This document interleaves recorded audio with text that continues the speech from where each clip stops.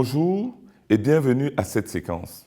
L'évaluation environnementale stratégique est définie comme un processus d'évaluation et de prise en compte des enjeux environnementaux au plus haut niveau du processus décisionnel de l'appareil gouvernemental en amont de l'étude d'impact environnemental et social des projets. Elle s'applique à cet effet à des politiques, plans, programmes et à des groupes de projets, des engagements ou des initiatives de portée nationale et internationale. Parce qu'elle se situe au niveau des politiques, plans et programmes, l'évaluation environnementale stratégique est pratiquée essentiellement par les fournisseurs d'aide au développement ainsi que par les États ou les autorités gouvernementales, régionales ou provinciales, départementales, etc. Elle s'inscrit dans un processus de gestion des affaires de l'État, des organismes financiers, dans une perspective de développement durable. L'évaluation environnementale stratégique peut aider à répondre à un certain nombre de questions.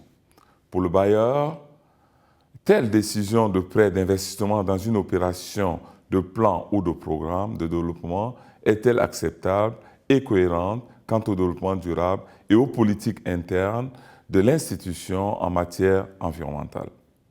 Le financement ou l'opération de prêt sont liés à la réponse à cette question. Pour l'État, la politique, le plan et le programme à l'étude est-il optimal pour les plans économiques, sociaux et environnementaux? Est-il compatible avec les objectifs nationaux de développement durable et cohérent avec le devoir de bonne gouvernance environnementale? Pour le gouvernement, peut-on prévoir pour un ensemble de projets un cadre de gestion des impacts tout en accélérant et en simplifiant la procédure d'étude d'impact pour chacun?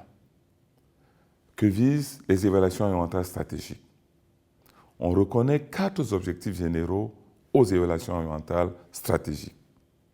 La cohésion de la planification avec les principes de développement durable ou les objectifs de réduction de la pauvreté.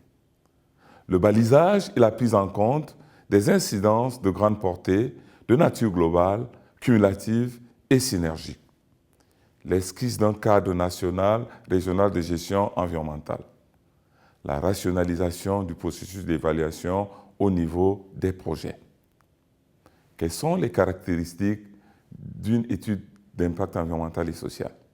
Elle doit être systématique et pouvoir faire l'objet d'un cadre réglementaire ou législatif. S'insérer harmonieusement dans le processus de décision et de planification. Viser l'examen d'options, de scénarios ou d'alternatives. Faire une large part à la consultation publique ou, tout au moins, se présenter comme un processus soumis à l'examen du public. Le processus administratif des évaluations environnementales stratégiques est assez similaire à celui des études d'impact environnemental et social, mais il aboutit simplement à la délivrance d'un document de planification optimisé, intégrant les préoccupations environnementales du secteur ou de la région concernée. L'évaluation environnementale stratégique est également vue comme un outil de communication utile pour faciliter le dialogue entre les décideurs, les évaluateurs environnementaux et le public. Nous sommes arrivés au terme de cette séquence. Merci à toutes et à tous pour votre attention.